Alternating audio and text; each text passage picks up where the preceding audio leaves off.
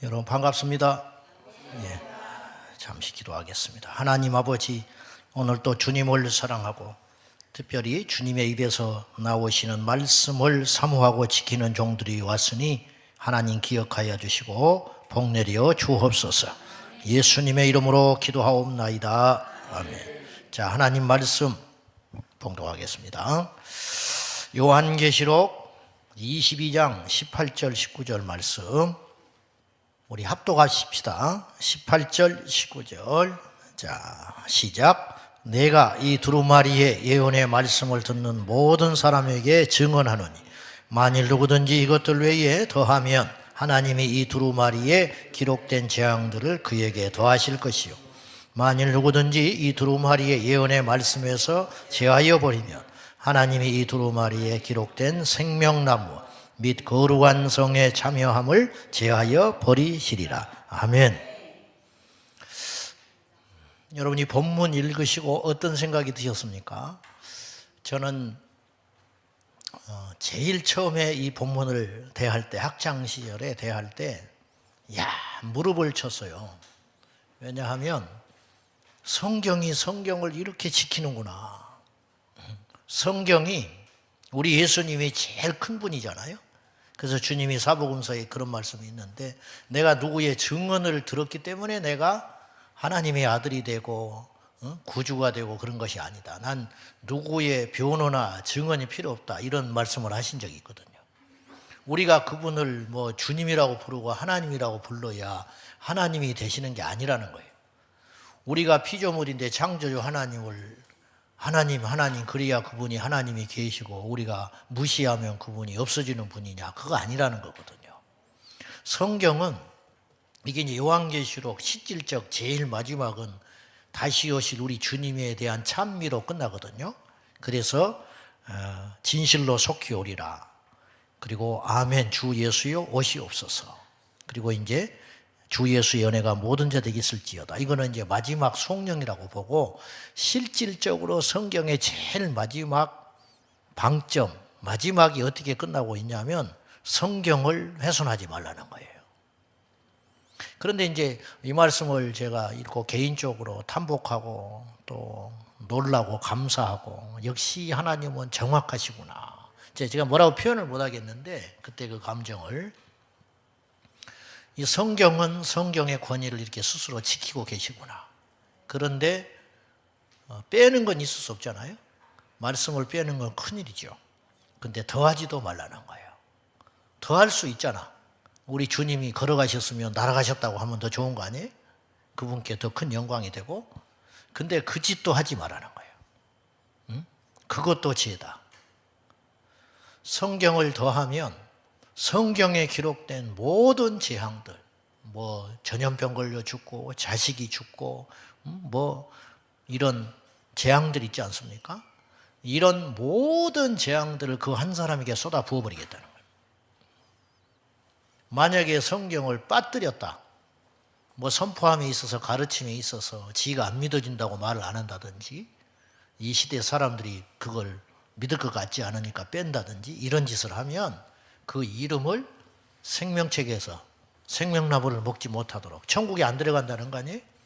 구원의 생명록에서 빼버린다는 거예요. 성경의 주님의 어떤 경고 그리고 저주, 우리 주님이 복만 주시는 분은 아니잖아요. 우리 주님이 무시무시한 분이잖아요. 사실은 우리가 자꾸 우리 입맛대로 그분을 제멋대로 만들어가지고 금송아지 섬기듯이 이렇게 하고 있어서 문제지, 사실은 신명기 28장 같은 경우도 저주가 훨씬 분량이 많거든요. 축복장이라고 흔히 그러는데 그건 축복과 저주장이에요. 축복은 3분의 1밖에 안 돼요. 신명기 28장이. 3분의 2 이상이 경고하는 내용으로 가득 차 있거든요. 이러면 죽고 이러면 망하고 이러면 실패하고 이러면 그만 안 둔다. 그것도 사랑이지만은 그런 면에서 볼 때 이 우리 주님께서 말씀하신 경고와 행하신 어떤 이 땅의 심판의 어떤 것보다 이 말씀은 성경 어디를 봐도 이보다 더 강한 이야기는 하신 적이 없다 이 말이에요.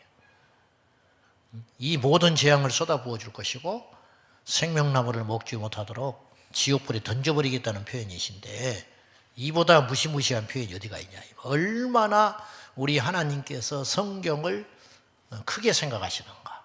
또 반대로 이 성경이 무너지는 것, 성경이 믿지 않는다든지 일부만 믿는다든지 왜곡되는 현상에 대해서 우리 주님이 경고하시고 우려를 표하시고 이게 그렇게 된다는 거예요. 우리가 역지사지로 항상 생각할 필요가 있는데 무슨 말이냐면 마귀 입장에서 할 수 있는 일이 있다면 뭘까? 가장 적은 노력으로 가장 큰 타격을 주는 것이 전쟁의 승패에 달린 거 아니에요? 그렇다면 마귀 입장에서 이 땅의 교회와 믿는 자들과 세상에 지금 믿는 자들 넘어뜨리는 방법, 그리고 앞으로 믿게 될 자들에게 미리 무너뜨리는 방법은 뭘까? 뭐 전쟁이 나게 한다? 핍박을 하게 한다? 중국의 교회가 지금 핍박이 만만치 않습니다. 삼자 교회만 살아남고 전부 파괴됐어요. 삼자 교회는 교회라고 할 수 없거든요. 삼자 교회는 그 중국 국기가 들어가면서 달려 있고 절하고 들어가게 만들고요. 시진핑의 교시에 따라서 교회가 운영이 돼요. 그러니까 이미 삼자 교회는 하나님이 계시는 교회를 할 수 없어요.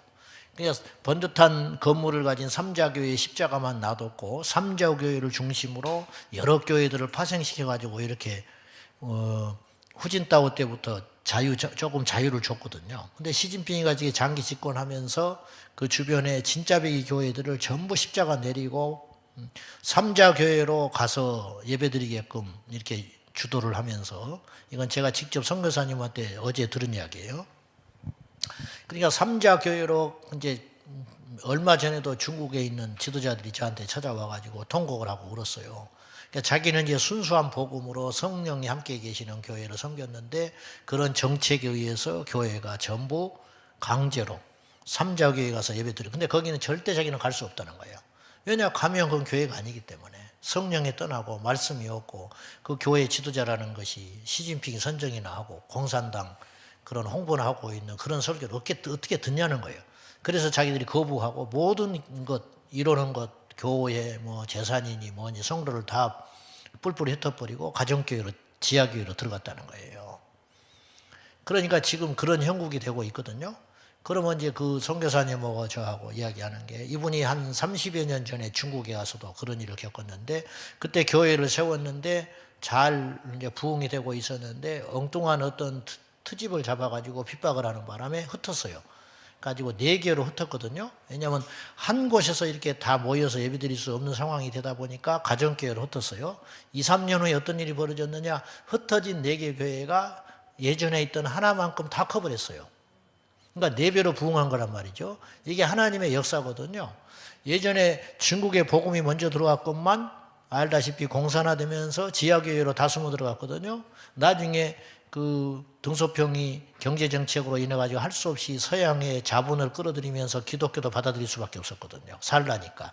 그래가지고 뚜껑을 열어봤더니 지하에서 다 질이 멸렬하고 없어져 버릴 줄 알았던 기독교가 10배인가 20배로 부흥되어 있었다는 걸 이제 역사적으로 증명이 됐거든요. 그래서 그들이 다시 시상에 나와가지고 중국계가 이제 그렇게 된 것인데, 시진핑이 하나만 알고 둘은 모르는 거예요. 그러면 끝날 줄 알지만 절대 그렇지 않다는 거예요. 하나님의 복음의 역사는, 그래서 계시록 3장에 말한 것처럼 빌라델비아의 교회 주님이 말씀하신 것처럼 그분이 열면 닫을 자가 없고 닫으면 열 자가 없는 거예요. 그러므로 이제 중국 교회는 하나님께서 그러시더라고요. 뭔가 새로운 시즌으로. 그래서 우리가 선교하지 못한 지역이 있어요. 그러나 중국은 굉장히 그런 특성을 갖고 있고 화교민족, 그래가지고 이 장사 그런 걸로 뼈가 굳어져가 있어가, 이게 잔뼈가 굵어서 어디 가도, 그러니까 우리가 갈 수 없는 나라들, 뭐 힘든 데, 티벳이나 뭐 이런 네팔이나 중동 지역, 이런 힌두교권도 능히 갈 수 있는 이 영적 체력을 갖고 있다는 거예요, 중국 교회는. 그래서 아마 이번에 하나님께서 전부 거품 같은 걸 다 제하시고 진짜로 다시 연단을 시키셔서 그런 마지막 때 선교를 준비하시는 것이라고 이렇게 생각을 해요. 어쨌든 제가 말씀드리고 싶은 것은 하나님께 이제 대항할 세력은 없는데, 이제 마귀의 입장에서 볼 때 과연 교회를 핍박하면 이길 수 있는가? 그렇지 않다는 거예요. 핍박할수록 교회는 단단해지거든요. 야무져져요. 지금 우리나라도 동성애 이 차별금지법 문제가 대두되니까 한국교회가 깨어있는 사람들이 뭉치잖아요. 이게 알고가 가라지로 지금 갈라지는 건 형국 아닙니까? 그러니까 이렇기 때문에 결코 핍박이나 혹은 어떤 억압으로 하나님의 역사를 막을 수는 없어요. 그러면 진짜 위협되는 건 뭐냐? 제가 마귀처럼 생기지는 않았지만은 한번 생각을 해봤어요. 그러면 가장 효과적인 타격을 줄 수 있는 게 무엇일까? 그것은 이거예요. 성경을 믿을 만한 책이 아니라고 믿게 만들어버리는 거죠. 성경은 더 이상 믿을 만한 책이 아니다. 과거에 무지하니까 중세 시대나 이런 과학이 발전하지 않았다거나 문명이 발전하지 않았을 때야 그냥 설교자가 말해주는 걸 그대로 듣고 또 신학이 발전하지 않았을 때야 성경을 냉큼 믿고 그렇게 받아들였지만 지금은 그런 시대가 아니다라는 것을 퍼뜨려가지고 성경을 신뢰할 수 없는 책으로만 만들어버릴 수만 있다면 기독교 자체는 그냥 무너질 거라는 거죠. 이런 작업들을 꽤 오랫동안 마귀가 해왔다는 것이죠. 그래서 이제 열매들이 막 나타나는 것이라고 제가 전에도 한번 이야기를 한 적이 있습니다. 마귀는 성경을 오류가 있는 인간의 산물로 만들기 위하여 엄청난 공을 들여왔어요. 지난 2000년 동안. 그래서 탄생한 것이 이른바 성경 비평학이죠. 그래서 이제 자유주의 신학의 핵심이 이것이 됐어요. 그래서 성경을 이제 첫째는 성경을 구분하는 것이죠. 저는 이런 계변을 늘어놓는 사람도 봤어요. 성경을 예수님께서 직접 말씀하신 것과 그렇지 않는 사도들의 전승, 사도들의 고백으로 나누어야 한다. 그래가지고 이른바 예수님의 원복음, 예수님이 직접 하신 말씀을 신뢰할 만하다는 거예요. 그래서 이른바 그걸 성경이라고 이름을 붙이고 그 다음에 제자들의 산물은 성서로 붙여가지고 해야 된다. 무식한 소리죠. 성서는 똑같은 성경이나 성서나 똑같은데 중국 문화에서 들어온 단어가 성서인데 어쨌든 그런 계변을 넣어놓는 사람도 봤단 말이에요. 근데 문제는 이게 먹혀요. 그럴듯하지 않습니까? 사복음서에 그래서 우리 성경책을 보면은 종종 어떤 성경은 예수님이 직접 말씀하신 것은 빨간 걸로 표시된 성경이 있어요. 그거 보셨죠? 예수님의 직접적 말씀은 빨간 걸로 기록을 해놨고 나머지는 전부 검은색으로 이렇게. 그럼 물론 이제 그 책 자체는 이제 알기 쉽게 또 보기 좋게 하려고 하는 노력이라고 보지만은 이런 구분들 자체가 저는 위험하다는 것이죠. 이것들이 점점점 이제 활개를 치게 되면 성경 자체의 권위가 무너지게 되는 일이 벌어지는 거예요. 그래서 이들이 이제 자유주의 신학을 통해 가지고 자꾸만 성경을 인간의 산물화 취급하는 거. 그래서 이제 성경을 역사적이지 않는 책으로 취급하는 거예요. 그러니까 모세라는 인물은 부정할 수 없잖아요. 그건 역사 속의 인물이니까. 그러니까 모세라는 인물 자체는 지울 수 없으니까 모세는 놔두되 모세가 행했던 하나님과 함께했던 나타났던 이적들, 그러니까 홍해가 갈라졌다든지 이런 역사들을 이제 부정하는 것이죠. 그러면 성경의 그런 기사들은 어떻게 취급을 해야 되느냐? 그건 시적 표현으로 표현을 해버리는 거예요. 그러니까 홍해가 실제로 갈라진 게 아니라는 거예요. 그러나 갈라진 것으로 그들이 묘사를 한 것이라는 것이죠. 근데 이게 먹혀 들어가요. 그래서 그런 것을 받아들이고 그렇게 말하는 사람들을 이제 조금 더 지식층 그리고 무지를 깨치는 어떤 선고자처럼 그런 취급을 받는 일들이 신학 강단 안에서 일어나고 있는 거죠. 그래서 서구 신학에 가서 그런 걸 배우고 자유비평학을 배우고 온 사람들이 한국의 강단에 서가지고 성경을 고지것대로 믿는 사람들을 답답하게 취급을 하거나 그러다 보니 그 줄기 속에서 배우고 학문한 사람들이 학교 다닐 때는 그냥 그러고 있지만은 그건 자기가 그런 것에 이제 물들어 나오는 거지요. 그래서 저는 신학을 한다고 할 때 분명히 이야기를 해요. 그런 이제 질문을 종종 받는데 신학을 해야 할까요, 말까요? 내 자식이 자기가 서운을 했는데 신학을 할까요, 말까요? 할 때 그러면 근데 이제 믿음이 현찮은데 신학교 가서 뭔가 믿음을 갖게끔 하겠다는 식의 이야기를 하면 나는 단호하게 거절해요. 가지 마라. 누구를 죽이려고 하냐. 신학을 가서 주의 종이 된다고 하는 것은 믿음이 없는 사람이 신학교 가서 믿음 가져가지고 목회자의 길을 걸으려고 하는 건 생각하지도 말아라. 그건 자신도 불행해지고 성도들을 죽이는 행위다. 그러니 확실하게 거듭나고 성령으로 충만하여 영적 세계를 경험하고 말씀을 오롯이 100% 믿는 사람이 신학을 해야 된다. 그래야 가서 흔들리지 않는다. 저는 학교 와서 망가진 친구들을 수없이 봤거든요. 오히려 학교 와서 술, 담배 배운 친구도 봤고 학교 와서 작용화돼가지고 엉뚱하게 길로 가는 사람을 숱하게 봤어요. 모태신앙. 왜 그러냐? 확고한 자기 안에 말씀 신앙이 없는 거예요. 그러니까 막 흔들려 버리는 거예요. 와서. 만약에 그런 사람들이 신학을 해서 또 머리가 좋아가지고 공부를 해가지고 여기 와서 공부를 하고 와가지고 신학교에 와서 강단했었다. 근데 성경을 안 믿는 거예요. 신학은 했지만. 그럼 무시무시한 이야기들이 쏟아져 나올 때에 더 나가서 그 사람이 실력이 있고 인격이 좋을 때 그 학생들에게 미치는 영향은 대단하다는 거죠. 그러면 거기서 물들어서 나온 학생들이 나중에 안수를 받아가지고 목회를 할 때 그러다 보니 지금 우리 교단도 골치 아픈 것이 지옥을 믿지 않는다는 부목사가 설교를 하는 일이 벌어지고 지난번 7월 1일 날 퀴어 축제할 때 퀴어 집회할 때 지방에 있는 나는 감리교만 가서 6명 그런 줄 알았더니 우리 교단 목사 하나도 새파란 놈이 가서 축복을 해줬다는 거예요. 축복식. 그래서 그 노예에 지금 문제가 생겨가지고 불러가지고 이야기를 하는데 안 들어요. 절대 뜻을 굽히질 않는다는 거예요. 교단 헌법이 잘못됐다고 지금 맞서고 있어요. 그래가지고 저한테 지금 이걸 어떻게 하면 되겠냐고 골치 아파 죽겠다고. 그래서 걔는 우리가 좀 잘 생각을 해봐야 되는데 그래서 지금 대응을 이제 논의하고 있어요. 지금 그거 이야기 할 건 아닌데 그러한 일들이 왜 벌어지고 있냐 이 말이에요. 그 번듯이 우리 교단 신학을 하고 목사가 됐어요. 지금. 근데 어떻게 그런 일이 벌어지게 되냐 이게 잘못 배운 거죠. 이게 너무너무 중요하다는 거예요. 그래 한 사람의 영적 지도자가 미치는 영향력이 엄청나게 크단 말이에요. 이게. 그래서 성경을 이른바 그 속에서 역사적 진실이 아니고 어떤 그 시대에 살았던 신앙인들의 고백 정도로 이렇게 자꾸만 취급해내는 것이 벌어지는 거죠. 그 사람들이 여리고가 무너졌다는 걸 믿겠어요? 엘리야가 기도했을 때 하늘에서 불을 끌어내렸다는 걸 믿겠어요? 그러니까 생전 그런 설교는 못하는 거죠. 죽을 때까지 목회를 해도. 그러면서 두 번째 이제 그들이 하려고 하는 행위들이 뭐냐면 예수님을 인간화시키는 거예요. 신성을 빼버리는. 그래서 역사적 예수라는 말을 등장시키기 시작했어요.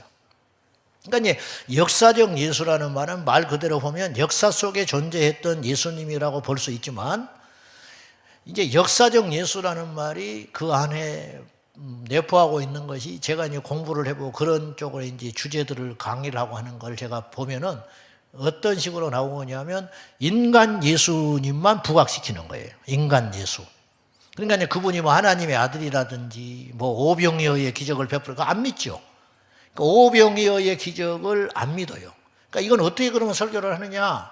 그거는 그 말씀을 그대로 설교를 하지를 못하는 거죠. 왜냐하면 자기가 믿지를 못하니까. 사람은요 믿는 걸 말을 할 수 있고 말하는 거예요. 믿는 거를 말을 하고 자기 안에 있는 것이 나오게 되는 거거든요. 왜 강단에서 천국과 지옥과 예수님의 재림을 설교를 못하겠습니까? 없는 거예요. 자기 안에. 그 믿음이 없으니까 말을 못하는 거예요. 못해. 그러니까 생전 못 듣는 거죠. 그럼 성도들은 두 눈 뜨고 지옥 가는 거예요. 믿음은 들으면서 나지 않습니까? 넘어서의 말씀이면 성도들은 죄가 없는 거예요. 학생들이 무슨 죄가 있어? 선생님들이 가르쳐주는 대로 그걸 배워서 암기해서 답을 쓰는 거죠. 근데 나중에 답이 아니라는 거예요. 그러면 그 긴 시간 공부하고 투자하고 인생 허비한 건 누가 책임지냐 이 말이에요. 그러면 이 땅에서는 그런 일이 닥칠 때 뭐 항의라도 하고 뭐 그것도 어려운 일이지만은 지옥에 떨어져서 어떻게 하소연을 하냐 말이죠. 그렇다고 주님께서 그걸 뭐 이해해 주지. 근데 그러냐? 넌 피해자네. 그럼 어떻게 하면 방법을 찾아볼까? 그럴 분이 아니시잖아요. 고스란히 피해를 갖게 된다는 거예요. 이 어마어마한 피해들이 지금 이 땅의 강단에서 일어나고 있다는 거예요. 그 죄송스러운 이야기지만은 우리 교회에 온 성도들 중에 나한테 그러는 거예요. 눈물이 글썽글썽해가지고 천국 지옥 이야기를 처음 들었대 우리 교회 와서. 그러면 당신은 교회 생활 얼마나 했냐? 20년, 30년 교회 다녔다는 거야. 그러면 20년, 30년 동안 성경에 천국, 지옥이 있잖아요? 자기는 읽었겠지. 읽었는지는 모르겠지만 강단에서 선포하는 건 또 다른 문제 아니에요? 듣지도 못했대, 그런 이야기를. 여기 와서 처음 들었대. 그러면 어쩌자는 거예요? 도대체 그 시간 동안은 제가 잘났다는 것이 아니라 가장 기초 중에 기초 아니에요? 왜 그러냐? 자기 속에 그 믿음이 없으니까 선포가 안 되는 것이죠. 안 되는 거예요. 지금 이 지경까지 가버린 거예요. 그러면 그게 교회냐 이 말이에요. 지금 더 심해졌을 텐데 학교도 마찬가지예요. 학교 다닐 때 성경을 읽고 성경대로 믿고 기도 충실히 하고 그런 사람들이 소수입니다. 소수일 뿐만 아니라 그런 친구들은 왠지 순진하고 시대에 뒤떨어지고 깝깝한 사람, 이해가 되시는지 모르겠는데 그런 취급을 자꾸만 받아버리는 거예요. 그리고 띠두리고 전도하러 나가고 막 이런 친구들이 있거든요. 그런 사람들은 그냥 왠지 뭐 어린애 취급을 해버리는 거예요. 그럼 어떤 사람이 세련되고 앞장서냐? 신학서적이나 두꺼운 거 끌고 다니면서 그냥 개량 한복이나 입고. 왜 개량 한복을 입고 다니지? 나는 여기서만 하는 소리, 개량 한복 입었다 그러면 의심해봐야 돼. 한 번도 난 안 입어봤다. 누가 해준다고 우리 집사람하고 저 팔짝 뛰었죠. 한복도 잘 안 입는 사람인데, 가운도 잘 안 입으려고 하는 사람인데 말이지. 그 제 생각입니다만 다 맞는 건 아니고, 그 목사들이 그 로만 칼 하고 다니는 거 있잖아요. 나는 그것도 싫은 사람이야. 그것도. 물론 이제 그것이 뭐 개신교 것이다 뭐 그렇게 주장하는 사람도 있지만 뭐 또 신부들이 이거 입고 다니니까 목사들이 그거 입고 다니면 신부 취급받을 것 같아서 나는 싫어. 기분 나빠서. 근데 주야장창 또 그것만 입고 다니는 사람도 있더만. 어쨌든 이제 역사적 예수 찾기 같은 거는 이제 존재했던 그 예수님, 실제로 이 땅에 오셔서 구원을 이루시고 그런 쪽으로 가면 좋은데 묘하게 이게 마귀가 언어의 마술사다 보니까 말은 다 그럴듯해요. 포괄적 차별금지법, 성적 자기결정권, 무슨 말인지도 못 알아들어. 북한 조선 민주주의 인민공화국, 좋은 말은 다 갖다 붙여놨어. 민주주의 인민공화국이라는 제일 민주적이지 않는 나라. 그렇지 않습니까? 민주당, 국힘당, 더불어민주당, 정의당, 정의롭지도 않는 것들이 정의당 갖다가 한판 갖다 놓고 이제 이런 거지요. 예를 들면 역사적 예수 찾기의 본질은 어디에 있냐면 예수님의 신성을 다 빼버리고 인간 예수만 부각시키는 거. 그러니까 오병이어 같은 경우도 기적을 베푸신 그 예수님이 드러나는 게 아니라 약자들을 위해서 그런 음식을 베풀어 주셨다는 것에 초점을 맞추는 거죠. 그런 이제 그들이 좋아하는 것이 기껏 이제 이런 거죠. 어린아이가 내게 오는 걸 금하지 말라는 둥, 뭐 이런 거. 약자와 함께 하셨던 예수님. 뭐 이런 것들만 부각시키는 거죠. 나사로를 죽어서 4일 됐는데 살려내신 예수님의 능력과 기적을, 그리고 우리 마지막 때에 일어날 부활에 대해서, 주님의 부활에 대해서 선포하는 것이 아니라 가서 우셨다는 거. 그분이 가서 우시거든. 예수님 가서, 장례식에 가서. 그것만 부각시켜가지고 설교하는 거예요. 그러니까 껍질만 실컷 듣고 가는 거예요. 그러니 뭐 영이 거듭납니까? 그래 모여가지고 안수 집사들 모여가 술이나 처먹고 다니고 그러는 거죠. 그런 교회들은 삼겹살이나 구워 먹고 당회하면서 포도주나 처먹고 다니고 거죠. 성경에 술 취하지 말라 그랬잖아. 뭐 누가 술 취하지 말라 그랬냐고 이따구 소리나 하고. 똑같이 성경을 보는데 어떻게 동성애를 죄가 아니라고 말하는 목사가 나타날 수 있느냐. 완전히 성경을 폄하하기 시작하는 거지. 그러면서 이제 이슬람이 뭐예요? 이슬람에서 말하는 코란이나 이슬람에서도 예수님을 이야기하는데 뭐라고 그래요? 선지자로 이야기하잖아. 그러니까 하나님의 신성을 쑥 빼버린 거지. 이슬람에서 그거 말하는 거예요. 여호와 증인에서 뭐라고 그래요? 예수님을 대선지자라고 이야기하잖아. 이게 2단 중에 2단이라고요. 여호와 증인이 예수님을 그렇게 이야기하는 거예요. 위대한 선지자. 유대교에서도 예수님을 하나님의 아들로 인정하지 않잖아요. 그런데 그들 못지않게 기성교회에서도 자꾸만 예수님에 대해서 인간 예수를 부각시키는 그런 일들이 벌어지고 있다는 거죠. 차별금지법을 이제 또 이런 측면에서도 볼 수 있는 거예요. 동성애를 분명히 성경에 명시한 죄인데 차별금지법이 통과되면 그 이어서 바로 따라오는 게 동성결혼 합법화거든요. 결국은 그 종착역은 동성결혼 합법화로 가는 것인데, 동성결혼 합법화가 이제 되는 것이 이제 되면 어떤 것, 성경에 위반된다는 것도 맞는 말이지만 성경에 동성애를 죄라고 했기 때문에 또 다른 측면에서 이런 우려도 있는 거예요. 동성결혼 합법화가 되고 그러면 미국 이제 감리교는 이미 그런 일이 벌어졌는데 이제 게이 목사들이 등장하고 레즈비언 목사들이 등장하고 있지 않습니까? 가운 입고 무지개, 육지개, 후드 차리고 설교하는 목사들이 나타났잖아요.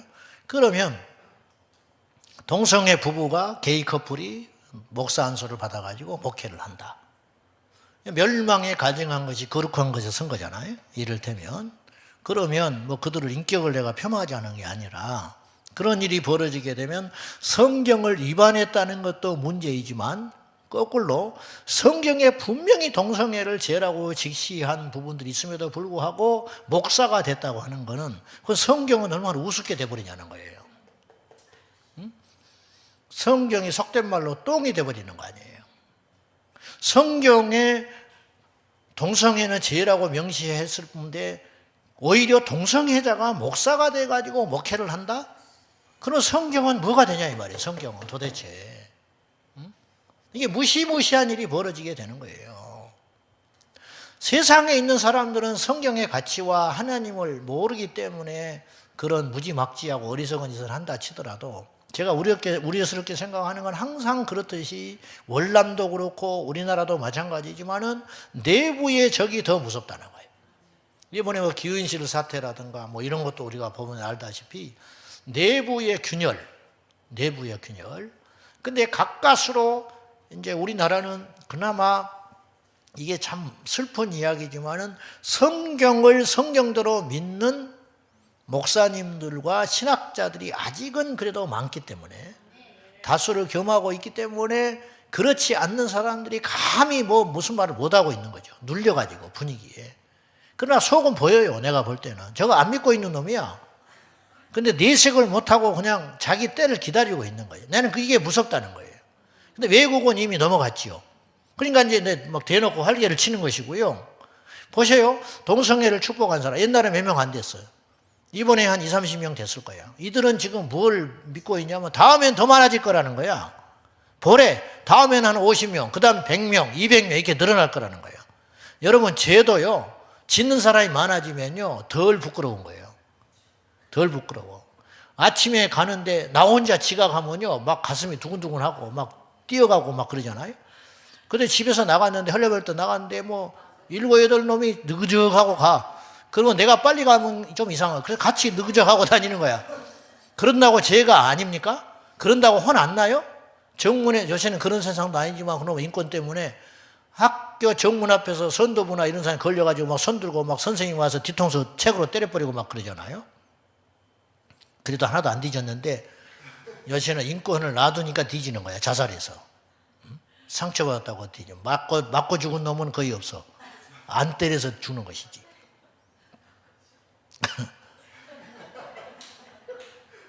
내가 말해도 틀린 말이 없어. 나는. 위험한 소리인데. 그런데 똑같이 죄 짓고 똑같이 많으니까 맞아도 덜 아프고 부끄럽은 것도 없고 막 끼득끼득 웃고 그러잖아요. 막 이게 부끄러운 일이거든요. 사실은 굉장히.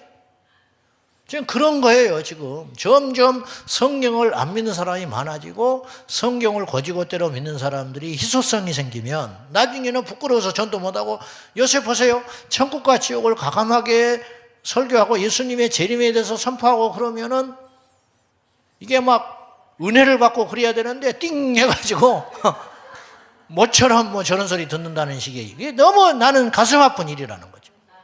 정말 정신 차려야 돼요. 다른 이야기는 세상에서 들으라 이 말이에요. 내 말은 뭐 행복 세미나 그따위 것을 뭐 하나 하냐, 뭐 행복. 어? 예수님이 행복했어? 응? 다윗이 행복했냐? 광야길을 예수님의 제자들이 순교하고 바울이 행복했겠냐고 말이야. 그 십자가의 좁은 문을 걸어가다가 가시밭길을 걸어가다가 마지막 목이 잘려서 죽었네. 그 사람이 무슨 행복했겠냐. 우리는 행복하기 위해서 부름받은 자들이 아니라 생명을 위해서 부름받은 자들 아니에요? 이거 뭐 계모임을 하는 것인지 교회에 와가지고 도대체가 영적인 매가리가 없는, 힘이 없는 거지. 툭 건드리면 자빠져 버리고. 모임은 뭐예요? 많이 모이면. 진리가 없고 말씀이 없는 걸. 이해되지요? 무슨 말인지? 오늘 말씀에 뭐라 그러냐? 주님이 이거예요. 경고하는, 성경 건드리지 말라는 거예요. 더하지도 마라. 뭐가 부족해야 더하지. 그래 안 그래요? 더한다는 건 뭐예요? 부족하기 때문에 더해지는 거 아니에요. 감히 하나님의 말씀을 더해? 그대로만 이야기해. 그대로만. 내가 너에게 이런 말이 영이요 생명이라. 선포만 해. 그러면 그 말씀을 먹고 듣는 사람이 살아나게 될 것이니까. 뭐 붙일 것도 없고 뺄 것도 없고 과장할 것도 없어. 그냥 그대로 선포만 하면 내가 택한 백성들이 그 말씀을 먹음으로 살아날 거니까. 사람이 떡으로만 사는 존재가 아니라 여호와 입에서 나오는 말씀을 먹어야 사는 존재로 주님께서 영을 주셔서 만들어놨기 때문에 그 영들은 반응할 거라는 거예요. 건드리지 마라. 건방 떨지 말고 함부로 성경을 더하지 마라. 빼는 거 이건 말할 수도 없는 것이죠. 어디 감히 성경 말씀을 빼? 지가 안 믿어진다고 빼? 안 믿어지면 회개하고 엎드려가지고 믿음을 달라고 기도해가지고 하나님 앞에 울며 금식을 하고 산기도를 하든지 작정을 하고 그렇게 해가지고 그렇게 해야지. 왜 안 믿어진다고 빼고 왜곡하고 그따구 짓을 하냐 이 말이에요. 그런 사람에게는 어마어마한 심판이 더해질 거라는 거예요. 성경은 그렇게 이야기하고 있어요. 여러분은 성경을 믿잖아요. 우리가. 이걸 살고 안 살고는 일단 두 번째치고 성경을 어떻게 한 말씀이라도 우리가 무시하거나 그럴 수가 있냐 이거죠. 제가 학교 다닐 때 그런 일이 있었어요. 이제 저도 그랬지만은 막 학교 가니까 엉뚱한 소리들이 막 나오는 거예요. 갑자기 막 노아의 홍수가 설화라는 거예요. 설화. 그 전에 고대에 그런 이야기들이 많이 있었다는 거예요. 길가메시 서사시라는 시가 있어요. 긴 시. 그것에 영향을 받아가지고 성경에 기록됐다는 거예요. 그따구 소리를 막 간단해서 하는 거예요. 막. 순진한 1학년 가서 앉아있는 구약성서 개론에 그런 소리를 하는 거야. 나야 뭐 말 같지 않으니까 가만히 있지. 빨리 졸업이나 하자 하고. 나는. 근데 이제 이런 것에 막 흔들리는 사람도 있어요. 헷갈려 버리고. 이게 뭐냐. 유학하고 막 그런다니까요. 홍해가 갈라져 애굽을 나왔다는 것은 실제 일어난 일이 아니고 구전된 과장된 이야기다. 그래가지고 이제 무슨 일인지 예를 들면 이런 거예요. 그들의 아까 제가 시인왕 고백, 그 당대에 살았던 시인왕인들의 시인왕 고백이라고 이야기를 해버리는 거야. 실제 일어난 일이 아니고. 그래서 예를 이렇게 드는 거예요. 무지개 있잖아, 무지개. 저는 무지개를 볼 때마다 노아 홍수 생각해라고 주님이 주신 거 아니? 그리고 물로 다시는 심판하지 않겠다고 주님이 사인으로 주신 거 아니에요. 그리고 마지막 때는 그러기 때문에 물로 심판이 안 된다고요. 불로 심판하시겠죠. 불로 심판할 수 있다는 능력을 주님이 능히 보여주셨잖아요. 소돔과 고모라를 통해서. 그리고 베드로서도 보면은 불로서 풀어지는 날이 온다고 그랬거든요. 물로서 심판하지 않아요. 성경은요 딱 맞는 책이에요. 기가 막힌 책입니다. 여기서 이런 소리 하셨다가 여기서 이런 소리 한 적이 하나도 없어요. 성경에는. 그래서 저는 성경의 저자가 한 분이라는 거예요. 그러니까 1600년에 걸쳐서 40명이 넘는 저자들이 기록을 했지만 이렇게 맥이 같을 수는 없다는 거예요. 사복음서도 마찬가지예요. 제자들이 모여가지고 서로 의논해서 쓴 책이 아니에요. 사복음서가 늦게 써졌습니다. 아세요? 신약 성경에서 제일 먼저 써진 책이 마태복음이 아니에요. 순서가 그렇게 돼 있을 뿐이지. 데살로니가 전서예요. 데살로니가 전서. 그러니까 자연 발생적으로 쓴 거예요, 성경을. 그런데 사복음서가 50년이 넘어 예수님이 죽으시고 승천하신 후에 약 20년이 지난부터 제자들이 기록한 거예요. 그러면 왜 기록을 했냐? 제자들은 주님이 곧 오실 줄 알았어요. 너희 본대로 다시 오시리라. 주님이 떠나시면서 천사들이 그랬잖아요. 그러니까 제자들은 전도하기에 바빴어요. 예수님을 알리고 복음 전하고. 그래서 초대교회 핵심 전도 메시지가 뭐예요? 예수는 그리스도라. 예수는 구원자다. 그 예수가 구원자다. 베드로가 설교하잖아요. 너희가 십자가에 못 박아 죽인 그 예수가 우리의 구원자고 다시 살리셨노라. 그렇게 이야기해요. 그러니까 뭐 꼬꾸라져 버리는 거예요. 그 말씀에. 정신없이 전도하고 다니면서 주소 담기 바쁜 거예요. 근데 제자들이 생각해 보니까 목격자들이 하나둘씩 순교하고 죽어가기 시작하는 거야. 다시 말해서 원사도들, 주님과 함께 목격하고 들었던 제자들이 하나씩 사라지기 시작하니까 나라도 그럴 것 같아. 그러면 이 증언을 어떻게 할 것인가? 그래서 기록을 남기기 시작한 거예요. 내 생전에 주님이 오시지 않는다면 이것이 후대에 전파돼야 되기 때문에.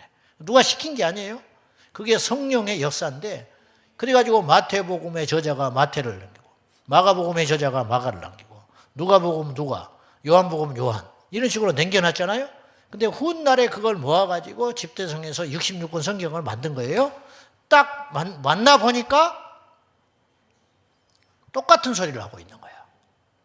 근데 사복음서에 이게 있는 거예요. 어떤 복음서에는 이 내용이 있지만 어떤 복음서에 이 내용이 없는 게 있어요.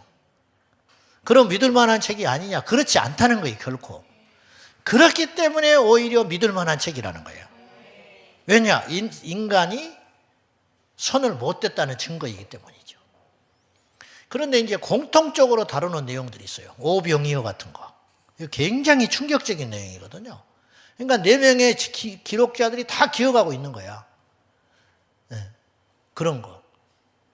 그 다음에 성전 청결 같은 거는 예를 들면 어느 복음서에는 예수님이 최후의 일주일 예루살렘에 입성한 다음에 했다고 기록을 했어요. 근데 어떤 제자는 예루살렘 입성하기 전에 그런 사건이 있다고 기록을 해놓은 거야. 그러면 다르지요. 그러니까 믿을 만한 책이 아닌가? 그게 아니라는 거야. 이 사람은 그렇게 생각한 거야. 왜? 20년의 세월이 지났잖아. 그러면 또 여러분 이런 이야기를 할 수 있어. 20년이 지난 이야기를 어떻게 이렇게 기록을 자세히 할 수 있냐? 그러니까 이건 믿을 수 없다. 그렇게 말을 할지 몰라. 왜냐하면 예수님이 말씀하신 걸 어투를 그대로 기록을 했잖아. 어록을. 그건 2가지 이유 때문이에요. 첫째, 그들은 끊임없이 주님의 말씀을 선포하고 다녔어요. 이해되세요? 그러니까 각인돼 있었어요. 2번째, 인간의 기억력이라는 것은요, 아십니까? 기록을 하면서부터 급격히 떨어졌어요. 그러니까 그전에는 책이 없었어요. 일반인들이. 그러니까 들으면 머릿속에 담아야 했어요. 여러분 아세요? 핸드폰 나온 다음부터 여러분의 기억력이 뚝 떨어져 버린 거 아세요? 전화번호를 외울 필요가 뭐가 있어? 내비게이션 나온 다음부터 전부 길치가 됐어요. 나 여기 오라면 못 와요. 여러 번 왔지만. 그러나 지도를 찾아서 내가 꼼꼼히 챙겨왔다면 2번째 올 때는 그냥 찾아와요. 어떤 바보는 지 전화번호도 모르는 사람도 있어. 자기 부인 전화번호도 몰라. 그래 안 그래요? 교회에서 새가족 등록한다고 카드 주면 자기 부인 전화번호를 몰라가지고 물어봐. 자네 전화번호 어떻게 되냐고. 왜? 단축키로 해가지고 삐 누르기만 해놓으니까 모르는 거예요. 자기 집 주소 모르는 사람이 수두룩해요. 지도가 없어지고 메모할 이유가 없어지고 의존하게 되니까. 근데 고대의 기억력은 그렇지 않았다는 거예요. 베드로후서 1장 21절을 보시면요. 자, 한번 봅시다. 성경. 자, 제가 읽을게요. 예언은 언제든지 사람의 뜻으로 낸 것이 아니요 오직 성령의 감동하심을 받은 사람들이 하나님께 받아 말한 것이다. 이게 성경의 정의예요. 성경, 예언은 언제든지 항상 사람의 뜻으로 낸 것이, 사람이 만들어낸 글이 아니라는 거예요. 그럼 뭐냐? 오직 성령의 감동을 받은 사람들이 하나님께 받아 말한 것뿐이다. 하나님의 여기 감동, 성령의 감동이라는 말을 영감이라고 표현을 할 수 있는데, 영감이라는 뜻은 정의는 이렇게 내려요. 인간의 능력을 초월해 영적 존재로부터 받은 자극이라는 뜻이에요. 인간의 능력을 초월하여 어떤 영적인 존재로부터 받은 감동과 자극, 이걸 영감이라고 그래요. 베드로가 베드로 전후서를 썼지만 베드로가 쓴 게 아니라는 거예요. 하나님의 감동을 받아 썼다고 하니까 기억나게 하시고, 성령이 이런 일 하신다고 그랬거든요. 마지막 때 예수님의 증언에 말씀을 기억나게 하신다고 그랬어요. 진리의 성령이 오시면 기억나게 하시고, 그리고 공회에 잡혀갔을 때 미리 말할 것을 준비하라고 그랬어요? 그냥 가라고 그랬어요? 그냥 가라는 거예요. 그러면 그 시에 그날에 주께서 말씀을 주신다는 거예요. 성령님이 이런 일을 하고 계시다는 거예요. 지금도. 그러니까 사복음서가 이제 각기 썼지만, 다른 장소에 다른 사람들이 썼지만 모아놓고 보니까 안 맞는 짝이 없다라는 거예요. 여기서는 이런 소리하고 저기서 저런 소리하면 믿을 수 없는 책이라는 거예요. 그러나 그렇지 않더라는 거예요. 성경은 절대 손댈 수 없었어요. 우리가 생각하는 것 이상 이 구약 성경의 그 유대인들이 생각하는 말씀, 이건요 무시무시하게 엄중하게 생각합니다. 옛날에는 인쇄술이었기 때문에 성경을 옮겨 썼어요. 그래서 이 사람들을 필사자들이에요. 이들이 원래 서기관들이에요. 그러니까 서기관들은 원래 성경을 옮겨 쓰는 사람들이었는데 옮겨 쓰다 보니까 전문가가 된 거야. 그래서 예수님 당시에 율법학자, 서기관 이런 사람들이 말씀의 전문가 행세를 한 거예요. 이들은요 성경을 어쩔 수 없이 필사해서 인쇄술이 없어서 옮겨 써야 했잖아요. 원본, 그 사본이 등장하잖아요.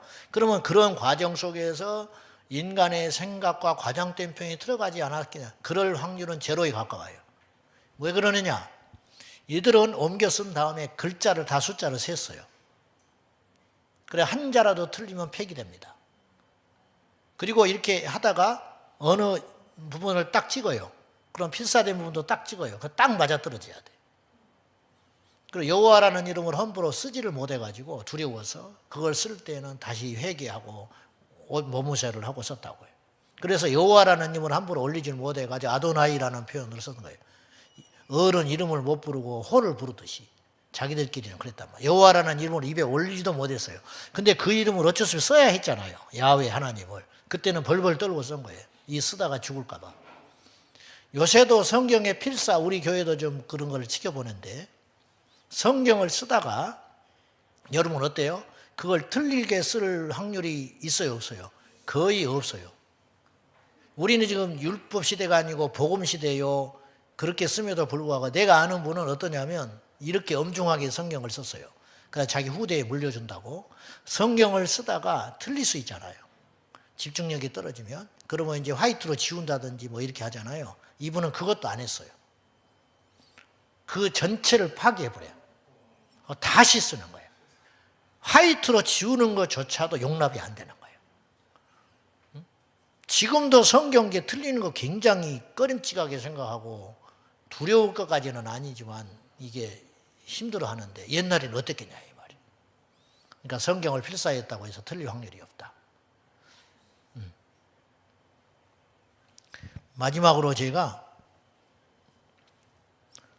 성경의 말씀이 절대 오류가 없는 완전한 책이라는 거, 그 증거가 여기 있는데, 미국의 클라우드 칼미코프라는 기독교 변증가는 성경의 진실성에 대해서 다음과 같은 이야기를 했어요. 첫째, 복음서에는 복음서 기자들을 난처하게 하는 상세한 내용들이 담겨 있다. 무슨 말이냐면요, 이거예요. 당신이 어떤 책을 쓴다면 그 책에 당신이 등장한다면 누가 바보로 묘사하겠냐는 거야. 자, 이야기예요. 베드로가, 자, 예수님의 제자들은 초대교회에서 대단한 존재들이었을 거 아닙니까? 핍박은 받았고 외부에서는 그랬지만 그들은 직계 제자들 아니에요. 예수님과 함께 동고동락을 했던 대단한 영적 권위자들 아니에요. 그래서 초대교회 때 사도들이 가르칠 때 꼼짝 못하고 듣거든요. 그리고 영권도 대단했거든요. 설교하면 3,000명, 5,000명씩 돌아와 있으니까. 근데 성경의 사복음서에 보면 제자들이 굉장히 멍청하게 나와요. 뭔 말인지는 못 알아들어, 주님이 말하실 때.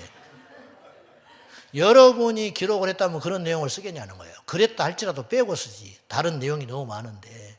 근데 그런 게 묘사되어 있다는 거예요. 베드로 같은 존재는 예수님의 수지자일 뿐만 아니라 초대교회의 실질적인 자장이거든요. 사도 바울과 함께. 근데 베드로가 주님을 모른다고 3번이나 부인했다고 기록을 했어요. 응? 도마는 뭐 의심했고 제자들은 다 도망가 버렸고 그리고 길거리에서 누가 크냐 싸웠다. 이런 건 빼죠. 근데 왜 그걸 고스란히 기록을 했냐는 거예요. 그러므로 그건 참된 책이라는 거죠. 그리고 심지어 예수님 의심하기도 해. 부활한 다음에도 의심을 해. 그러잖아요. 그들 중에는 의심하는 자도 있더라. 응? 서로 싸우고. 여러분이라면 그러겠어? 여러분이 쓴다면? 그럴 수 없었다는 거예요. 이 책이. 두 번째는 예수님은 이 복음서에는 예수님에 대한 당황스러운 장면도 세부사항에 들어있어요.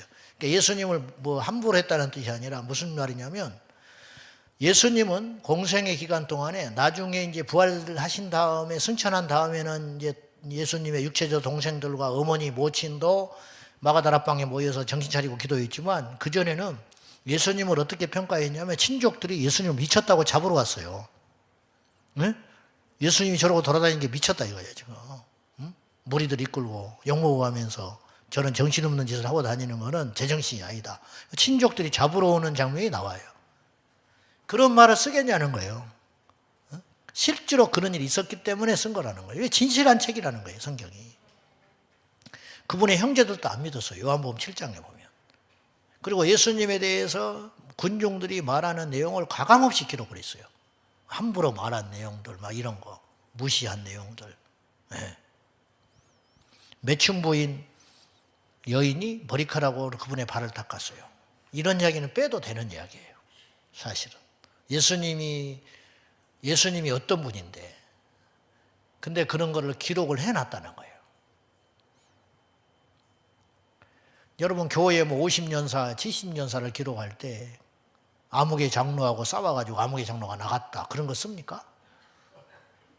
안 써요, 그런 거는. 맨날 교회 건축하고 부흥하고 뭐 그런 이야기나 쓰지. 근데 성경은 그것조차도 기록을 해놨다는 거예요. 이만큼 진실한 책이라는 거예요. 그리고 이 저자들, 사도들, 바울과 예수님의 제자들이 성경을 남길 때 거짓말할 이유가 하나도 없어요. 즉 예수님을 미화시키거나 과대 포장해서 제자들에게 실제로 남는 게 없어요. 왜냐? 제자들은 다 순교했거든요.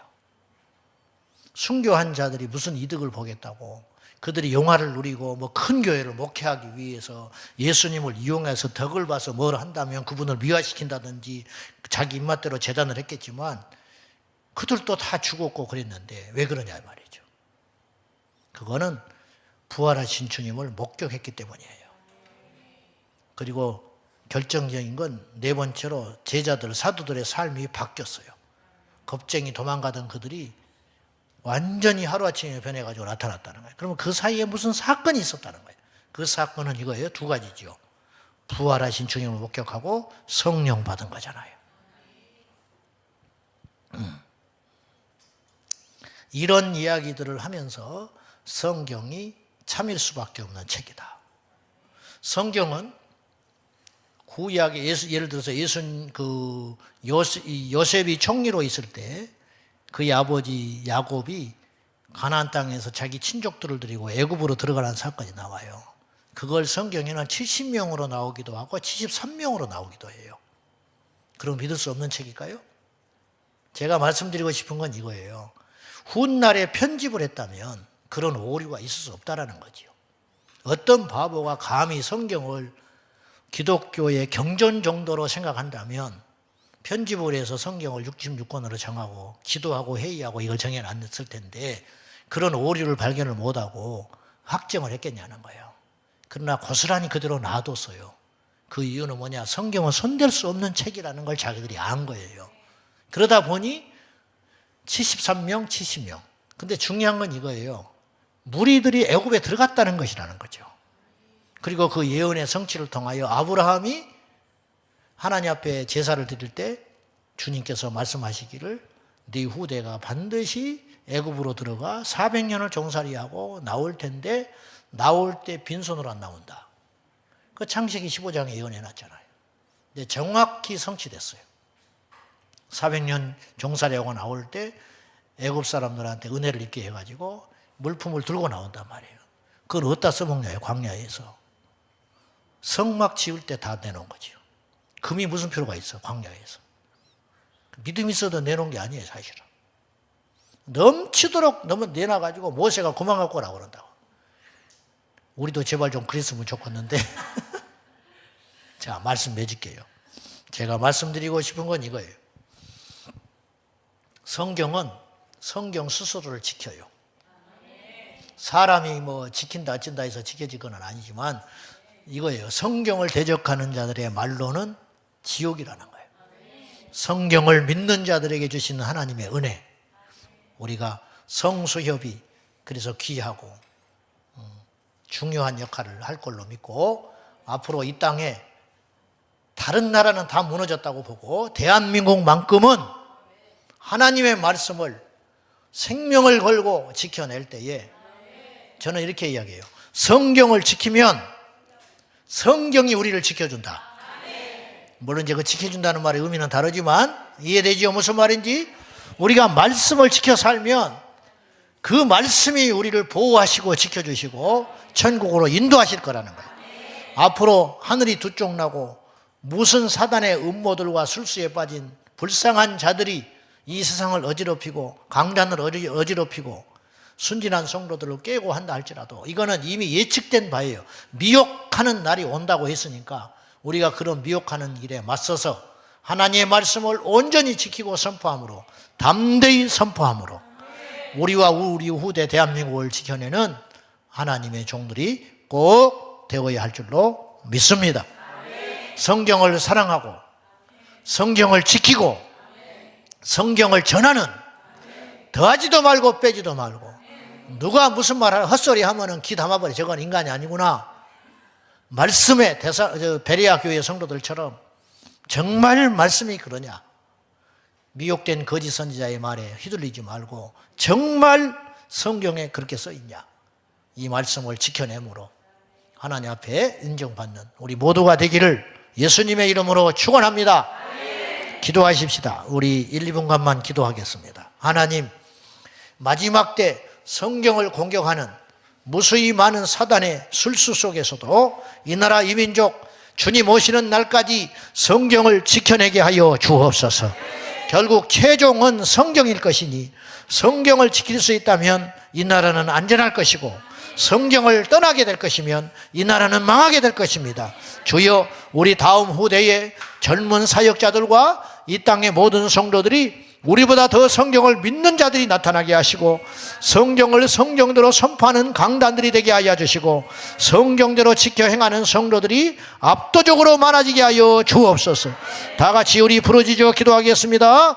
살아계신 아버지 하나님, 성경을 수호하는 거룩한 무리 가운데 함께하여 주시고 이 나라 강단이, 이 나라 신학이 하나님의 말씀으로 돌아오게 하여 주셔서 성경을 성경대로 믿는 것에 주저하지 않게 하시고 성경을 성경대로 믿는 것에 부끄럽지 않게 하시고 성경을 성경대로 선포하는 일이 두려운 일이 되지 아니하도록 하나님 아버지 지켜 주옵소서. 성경을 지켜낼 때에 이 나라가 지켜질 줄로 믿습니다. 성경을 지켜낼 때에 이 나라 교회가 지켜질 줄로 믿습니다. 하나님 아버지, 이 땅에 깨어있는 성도들과 교회학교 교사들과 강단과 신학교의 모든 교수들이 하나님의 말씀을 100% 믿고 신뢰함으로 하나님의 진리를 선포함으로 인하여 이 땅에 하나님의 영광이 다시 한번 일어나게 하여 주시고 성경에 약속된 모든 일들이 오늘 이 시대에 우리에게서 일어나게 하여 주옵소서. 인간의 간섭과 인간의 유행을 따라가지 아니하고 하나님의 말씀을 올곧게 지켜내는 하나님의 사람들이 많아질 수 있도록 성령님 역사하여 주옵소서. 하나님의 진리의 말씀을 지켜내는 종들이 곳곳에서 일어나게 하시고 힘을 모으게 하시며 지치지 아니하고 이 거룩한 전쟁을 마지막까지 수행해낼 수 있도록 도와주옵소서. 할렐루야, 영광 받아 주옵소서. 하나님 아버지, 전 세계가 사탄의 술수에 빠져서 하나님의 말씀을 우습게 여기는 세상이 되어가고 있습니다. 창조론을 버리고 진화를 믿는 일들이 많아지고 있으며 그리스도인이라고 자처하는 자들도 공공장소에 나와 자신은 창조를 믿지 않는다고 하오니 아버지 하나님, 이 노릇을 어찌하면 좋습니까? 주님의 십자가를 선포하지 않고 기적을 선포하지 않고 천국과 지옥을 선포하지 않고 주님의 심판과 다시 오실 우리 주 예수 그리스도를 선포하지 않는 강단이 이 땅에서 퇴출되게 하여 주시고, 하나님의 말씀을 하나님의 말씀으로 용기 있게 전하는 강단들이 많아질 수 있도록 도와주옵소서. 동성애 물결과 자유주의 신학에 맞서서 대한민국이 우리 주님 다시 오는 날까지 말씀을 올곧이 지켜내는 거룩하고 깨끗한 강단으로 하나님께서 새롭게 하여 주옵소서. 성수협이 하나님의 진리의 말씀을 지켜내는 거룩한 선봉이 되게 하여 주시고, 이 땅에 종들이 돌아올 수 있도록 하여 주시고, 하나님의 말씀을 하나님 말씀으로 전하는 종들이 압도적으로 많아지도록 이 땅을 버리지 말아 주옵소서. 감사합니다. 예수님의 이름으로 간절히 기도하옵나이다. 아멘.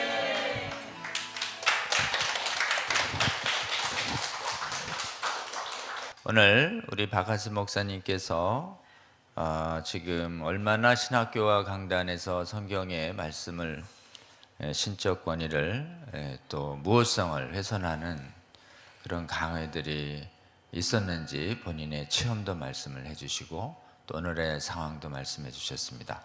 우리 박하스 목사님이 신학교를 다닌 게 제가 보기엔 30여 년 전이실 것 같은데, 우리나라에 그때부터도 신학교에 이런 성경 비평, 용납적 강의들이 적지 않아 있었다는 걸 저희들이 볼 수 있게 되고, 또 그 경향은 지금 계속 좀 심해지고 있는 상황일 수 있다, 이렇게 생각합니다.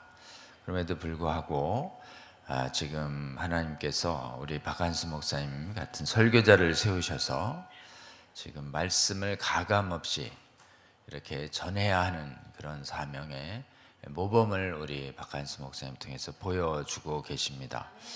특별히 오늘 말씀의 본문은 성경을, 신적 권위를 지키는 것은 사실은 말씀을 잘 살피면 성경 그 자체가 성경의 하나님 말씀임을 증언하고 있고 그 신적 권위를 스스로 지키고 있다라고 하는 것을 우리가 다시 한번 깨닫습니다. 우리 박한수 목사님께서 성경이 얼마나 신뢰할 만한 것인가에 대한 몇 가지 관점들을 잘 말씀해 주셨습니다. 잘 기억해 주시면 좋겠고요.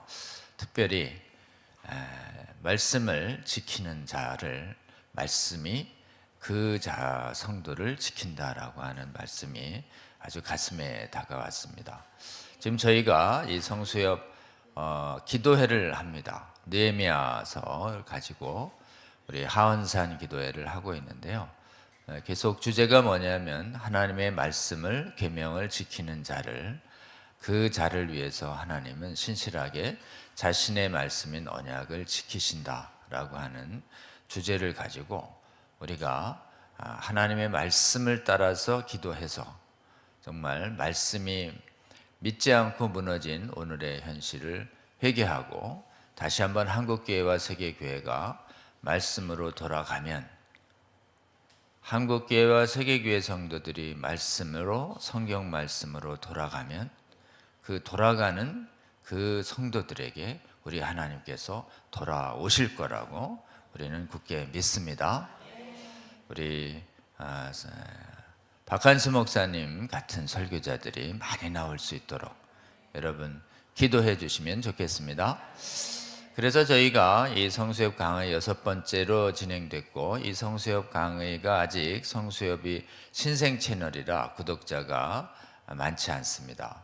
그러니까 이 좋은 강의를 듣지 못하는 분, 들어야 할 분들이 아직 충분히 듣지 못해서 저희가 성수협 운영위원분들이 모범이 돼가지고 이 성수협 강론을 교회에 또 채널에, 유튜브에 올리는 운동을 시작했습니다. 그것을 성수협 강론 강의 공유운동이라고 해서 지금 에스더 이용희 교수님 채널이 또 구독자가 한 20여만 명 되는데 10몇만 명 되는데 그 채널에도 또 올라가고, 또 오늘 박한수 목사님 계신 제자광성교회 채널에도 저희 강의가 올라가고, 또 운영위원으로 섬겨주시는 서문교회나 크고 작은 아주 작은 교회에도 저희 강의를 이렇게 교회 유튜브 채널에 이렇게 올려놓으면 교회에 왔었던 성도님들이 목사님 설교도 듣다가 성수협 강의도 들으면서 깨어날 수 있도록 하는 운동이 시작되고 있습니다. 여러분, 성수협 강의, 강론, 공유운동 동참해 주시기를 바라고요. 이거에 동참할 의향이 있으신 목사님들이나 또 성도님들 계시면 목사님들이 말씀드려서 당회에서 좀 결정을 아마 해 주셔야 되는 것도 있는 것 같습니다. 그러면 저희 여기 김현권 간사님한테 연락을 주시면 됩니다. 그러면 저희가 이렇게 쉽게 다운받아서 쉽게 올릴 수 있도록 구글에 이렇게 잘 올려놓겠다고 이렇게 합니다. 여러분, 성수협 강론 공유운동이 활발하게 일어나서 저희가 이렇게 제공해드린 이 강의가 교회 유튜브 채널마다 계속 올라가서 한국교회를 더 많이 깨우고 또 세계교회를 더 많이 깨우낼 수 있도록 여러분, 성수협 강론 공유운동을 위해서도 기도해 주시고 동참해 주시기를 바랍니다. 다음번 강의를 이렇게 또 예고해 드리겠습니다. 다음번은 7회인데요. 우리 박명령 목사님이십니다. 청주의 서문교회라고 하는 성결교단의 큰 교회를 담임해 주고 계시는 분이고, 무엇보다도 차바에서도 여러 차례 지금 성경의 권위를 변증하는 그런 강의를 해 주시고 계십니다.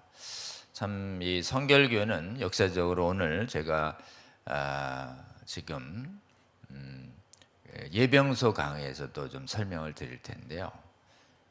성결교는 교단적으로 감리교에서 나온, 사실 뿌리는 감리교입니다. 그런데 감리교가 비평을 용납하면서 성경의 무효성이 흔들리자 성경의 무효성을 굳게 믿겠다는 감리교 분들이 만든 교단이 성결교단입니다. 그래서 그 작은 성결교단을 하나님께서 굉장히 기쁘게 보셨는지 성결교에서 성경 비평 반대 운동을 하고 기도를 열심히 하는 운동을 하자 장로교 부흥이 약해졌던 20년대 장로교 부흥이 한 차례 휩쓸고 가서 잠잠해졌을 때 우리나라 30년대 부흥을 이끈 교단이 바로 성결교 교단입니다. 그 성결교 교단에서 특히 성경의 신적 권위를 지키기 위한 강의를 많이 애써주고 계신 분이 우리 박명령 목사님이시고, 또 목사님이시지만 또 신학 학위를 갖고 계신 분입니다. 아주 귀하신 분입니다. 이 성수협 운영위원으로도 섬겨주고 계십니다. 두 차례에 걸쳐서 우리 박명령 목사님의 성경의 신적 권위를 지키기 위한 이런 변증적인 부분에 관해서 강의해 주실 거로 기대합니다.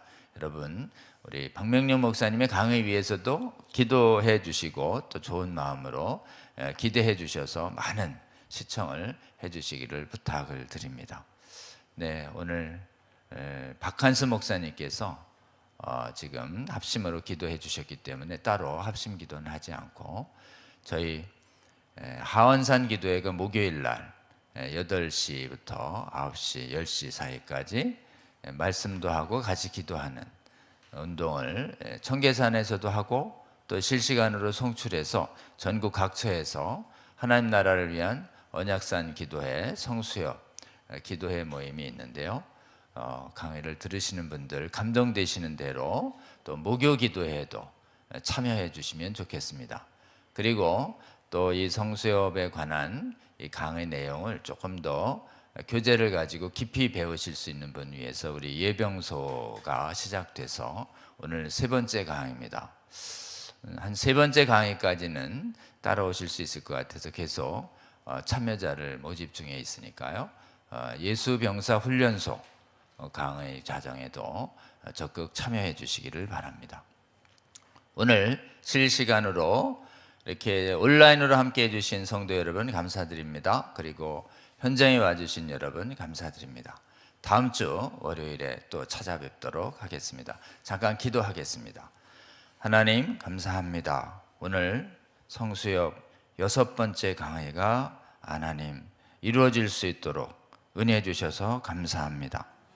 하나님, 대한민국의 우리 박한수 목사님 같은 목사님 세워주셔서 감사합니다. 성경의 말씀을 가감없이 전파하시고 성경을 훼손하는 거짓 신학을 강력하게 대적하는 용기 있는 우리 박한수 목사님 같은 목사님들이 주님 한국교회에 더 많이 세워지게 하여 주시옵소서. 세계교회에도 그러한 목사님들 많아지게 하여 주시옵소서.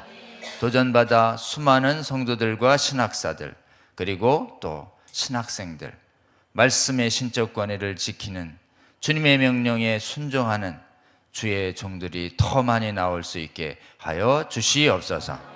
성수협 강론을 하나님 축복하여 주시고 이 귀한 강의를 하나님 전 세계 그리고 전국 각지의 수많은 교회 유튜브 채널에 공유하는 운동 하나님 할 수 있도록 은혜 주셔서 감사합니다. 주께서 은혜 주셔서 이 주님이 정말 이 시대를 향한 경고와 각성의 메시지가 닮은 이 생명의 메시지가 수많은 교회 채널에 올라갈 수 있도록 주께서 은혜 내려 주시옵소서. 그리고 성수협 시청하는 수많은 성도들 주의 은혜를 구하는 기도를 그치지 않게 하여 주시옵소서. 그리하여 하나님 정말 하나님의 말씀을 사랑하고 지키는 자를 주님께서 사랑하시고 지키시는 분임을 주님 저희들 보게 하여 주시옵소서.